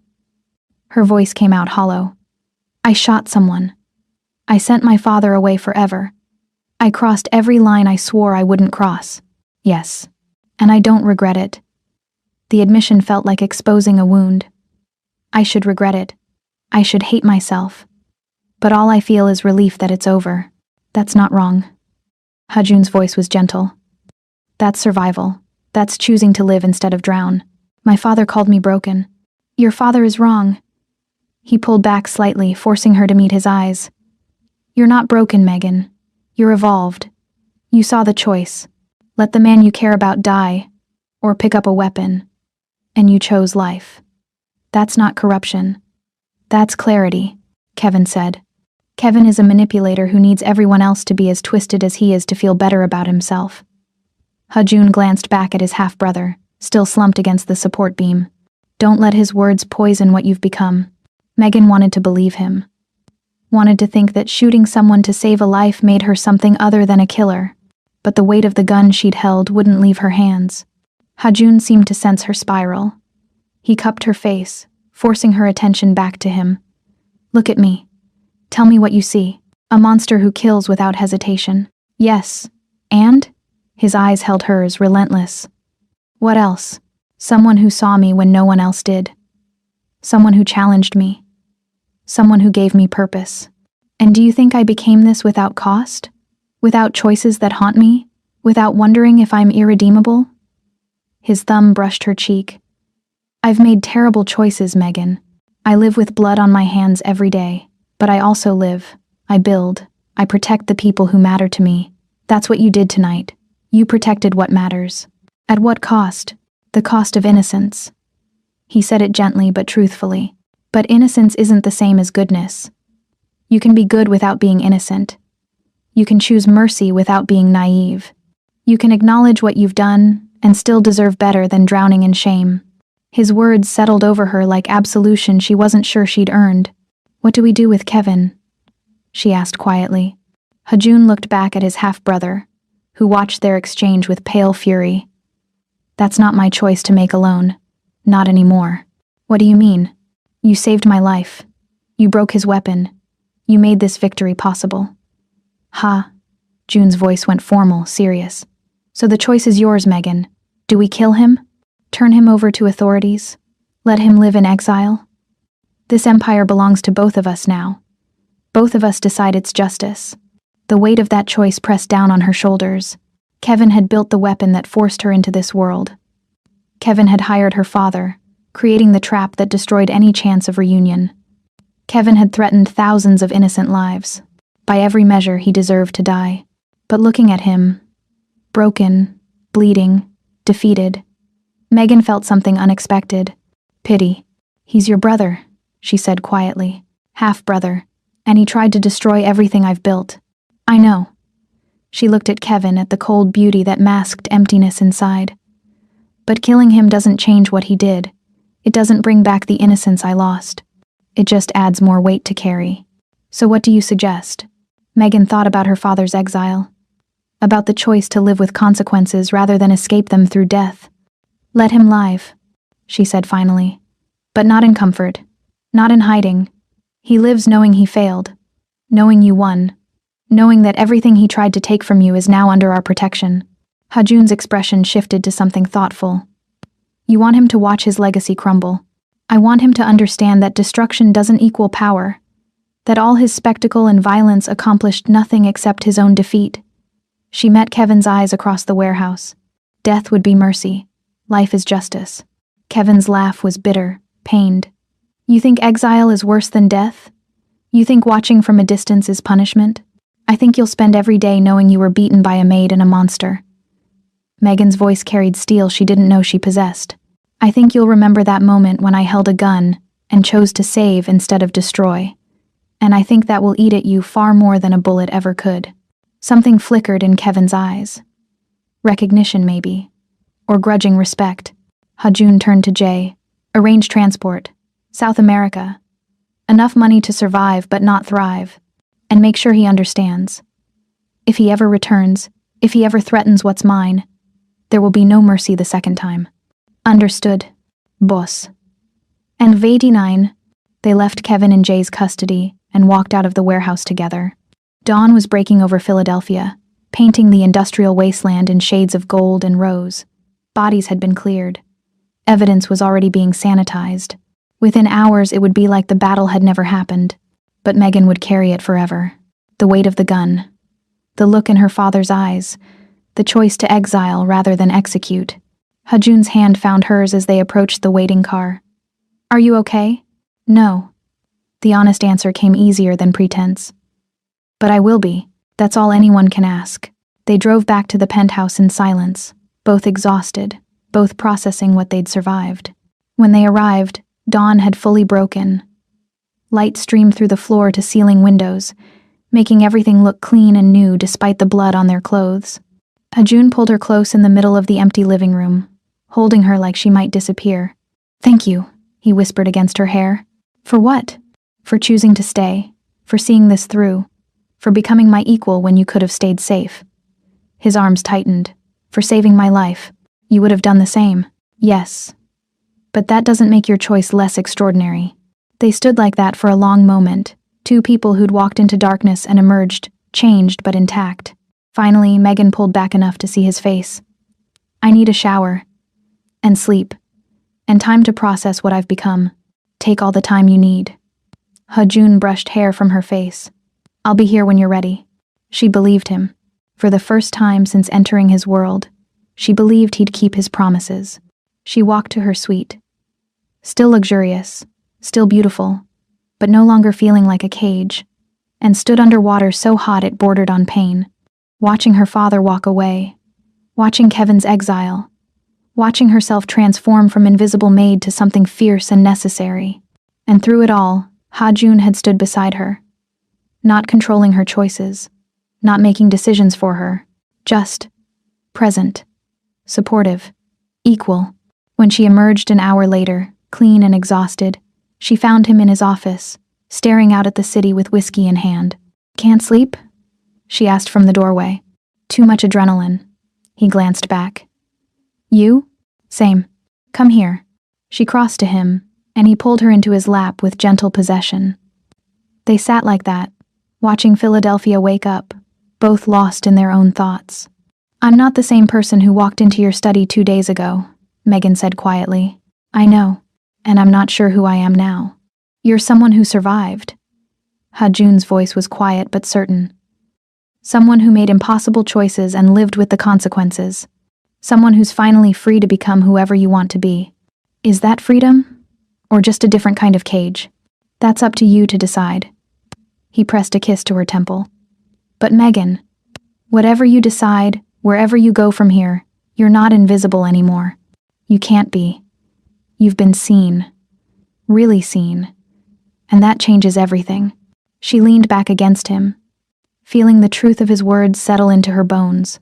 He was right. She couldn't go back to invisible. Couldn't return to safe and small and unseen. She'd tasted power, purpose, being essential instead of expendable. And God help her, she wanted more. I'm staying, she heard herself say. Hajun went very still. You're sure? No. Honest to the end. But I'm choosing it anyway. Because going back feels like dying slowly, and staying feels like living dangerously. And I'd rather live. His arms tightened around her, and she felt his breath hitch with something that might have been relief or joy or fear. Then welcome home, clever girl, he whispered. Welcome home. They sat there as Philadelphia woke around them, two broken people who'd found something like wholeness in each other's damage. It wasn't love. Not yet. But it was true. And for now, that was enough. She didn't know what tomorrow looked like.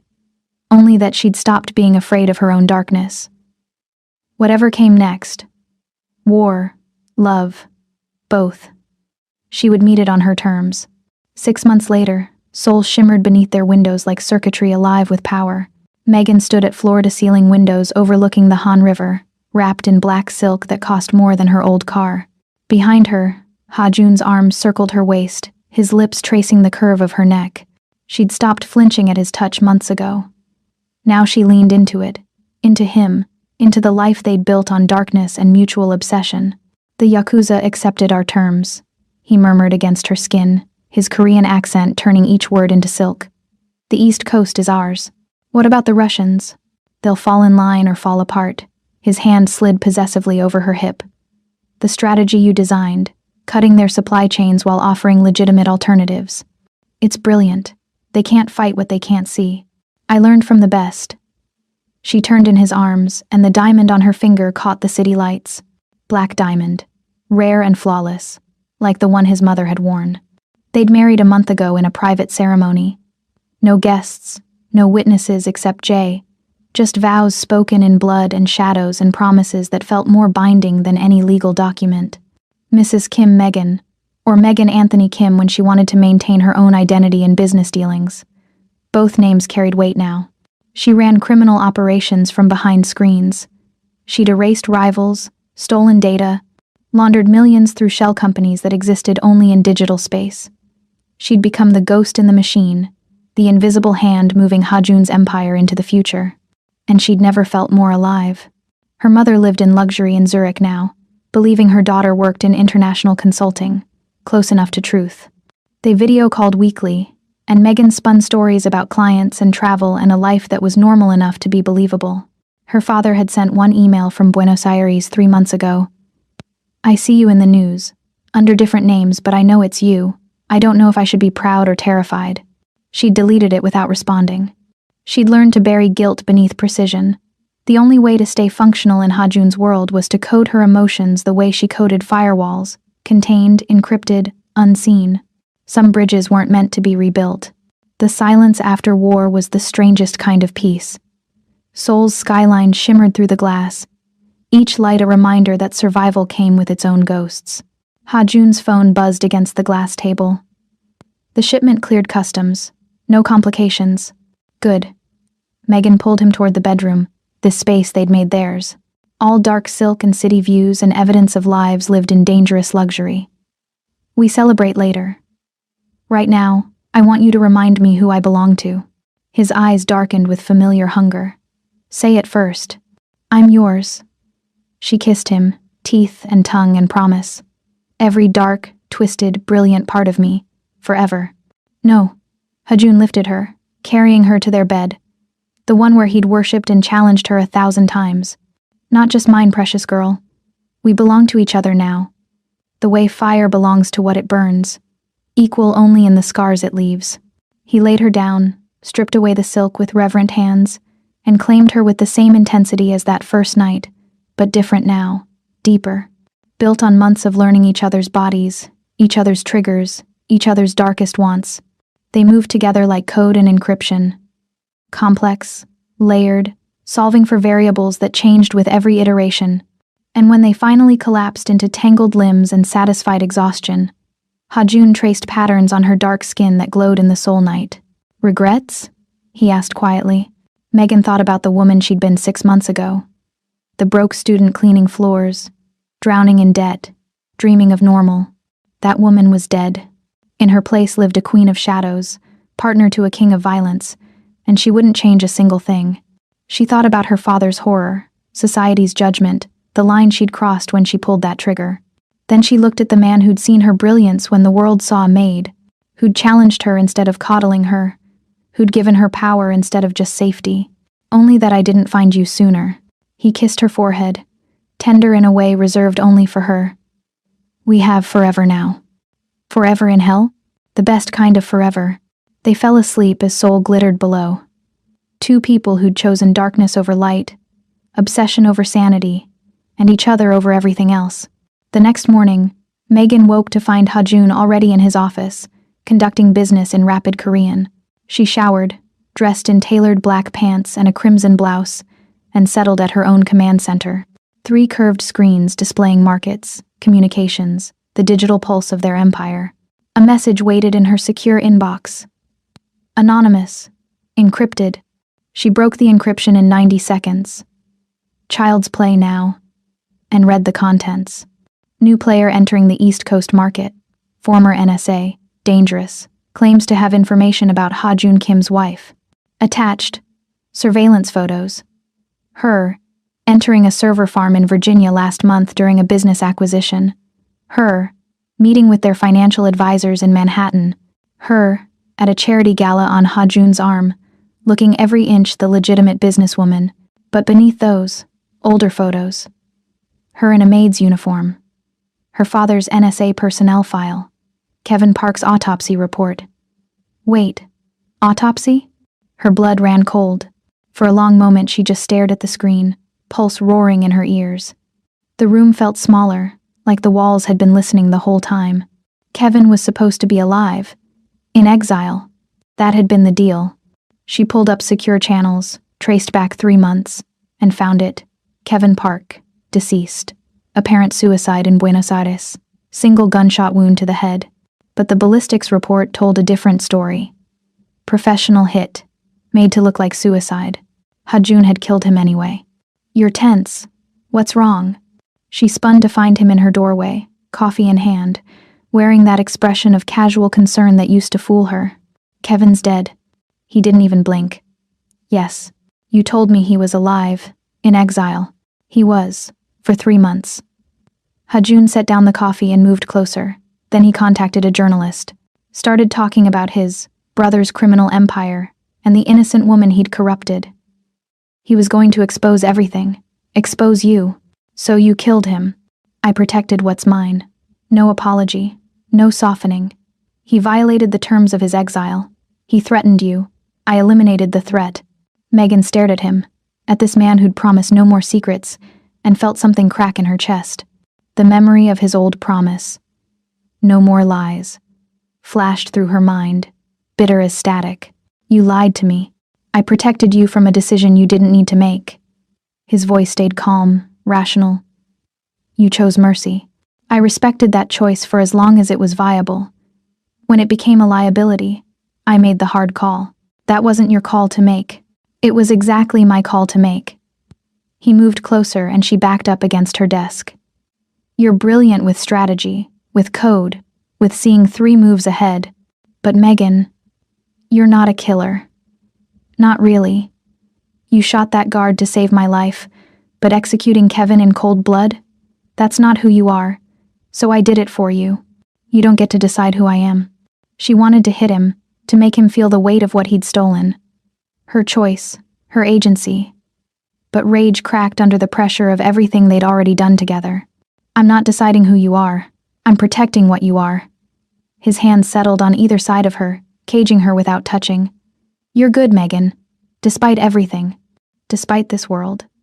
You still have a conscience that keeps you human. I won't let you lose that.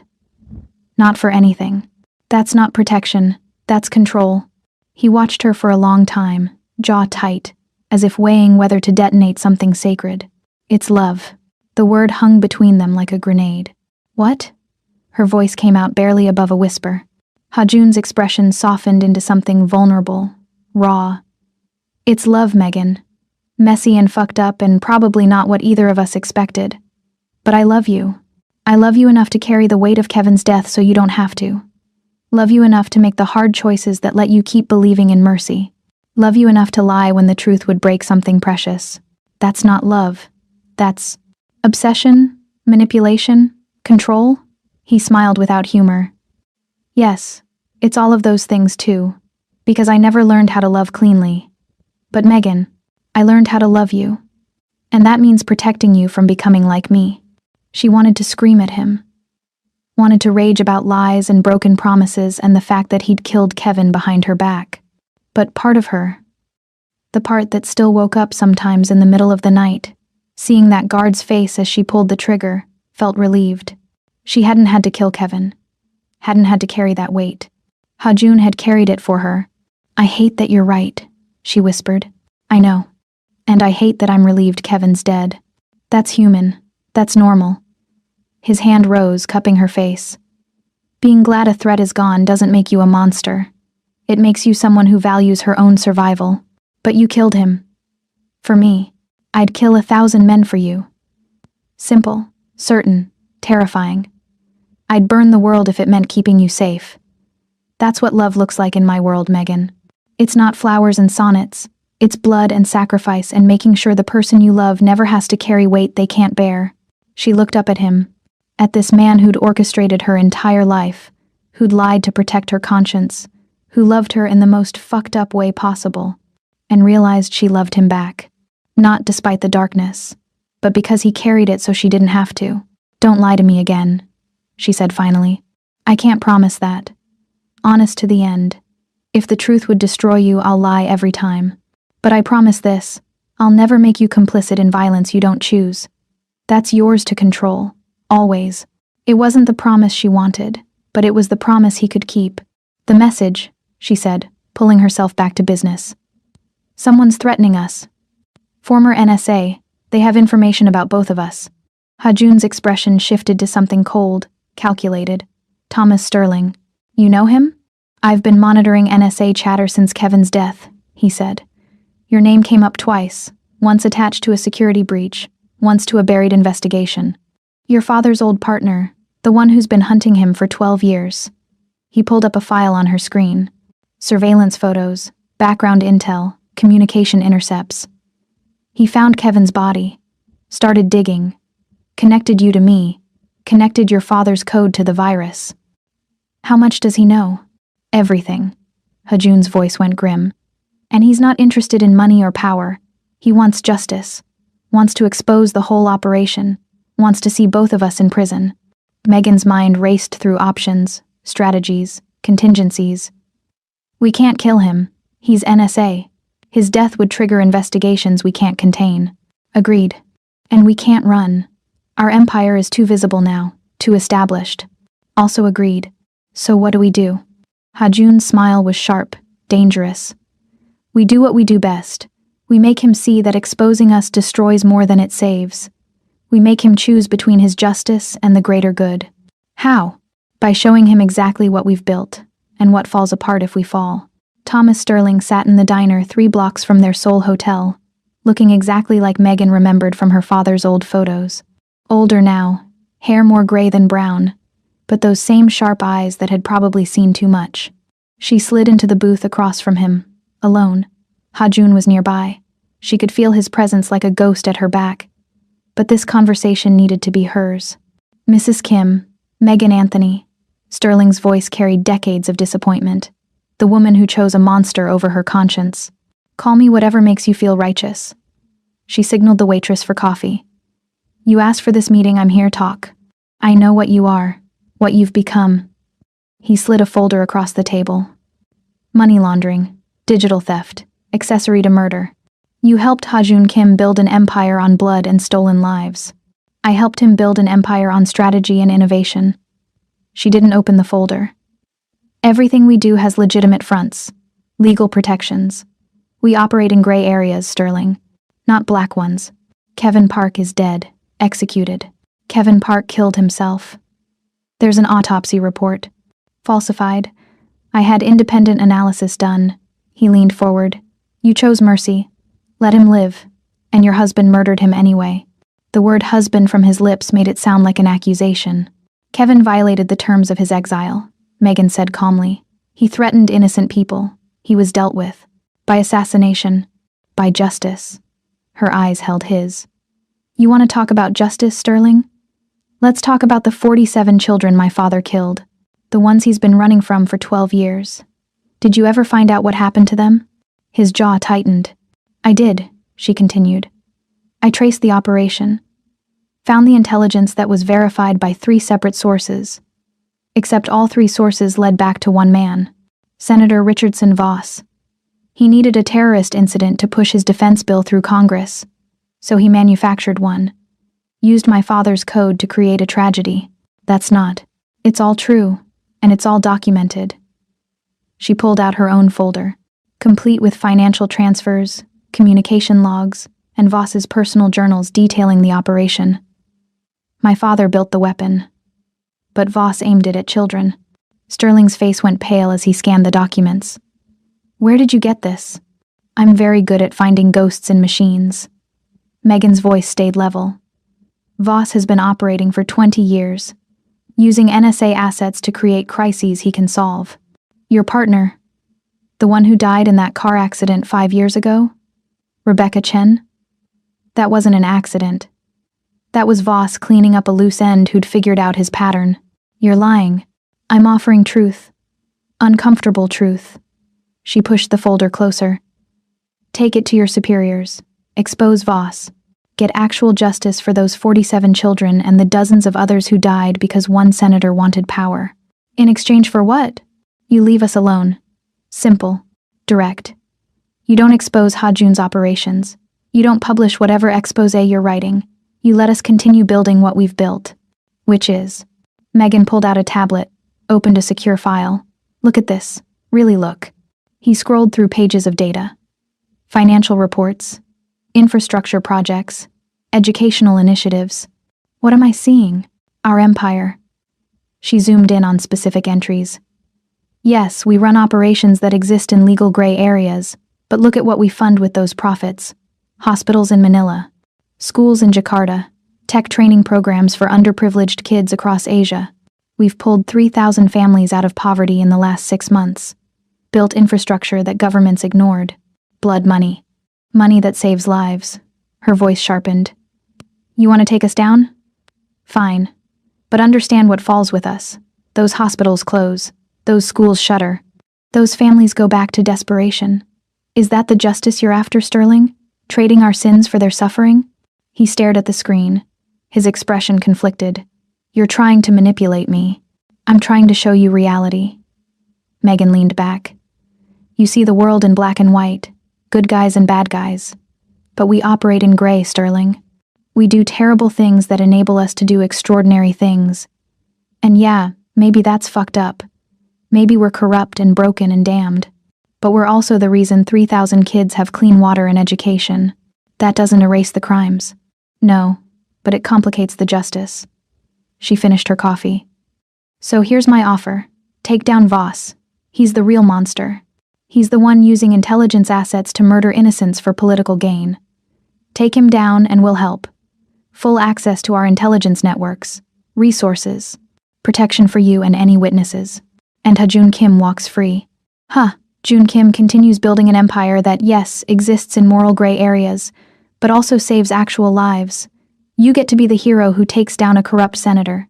We get to keep operating. Everybody wins except the people who actually deserve to lose. Sterling was quiet for a long moment, studying her face like he could find answers there. His jaw worked, torn between duty and disgust. If even half of this is true, he muttered, then justice isn't as clean as I wanted it to be. You really believe you're doing good? I believe we're doing necessary. Megan's voice softened slightly. Look, I'm not asking you to approve of us. I'm not asking you to think we're heroes. I'm asking you to recognize that the world isn't as simple as you need it to be. Sometimes the monsters are the only ones willing to do what needs doing. That's a dangerous philosophy. It's a survivor's philosophy. She stood. You have 48 hours to decide. Expose us and watch those programs collapse, or take down Voss and let us keep building. Choose wisely, Sterling. Lives depend on it. She walked out of the diner, feeling his eyes on her back. Hajun fell into step beside her 3 blocks later, his hand finding the small of her back. How did it go? He's thinking. That's all we can ask for. And if he chooses wrong? Megan looked up at him, at this man who'd taught her that survival sometimes meant choosing the lesser evil.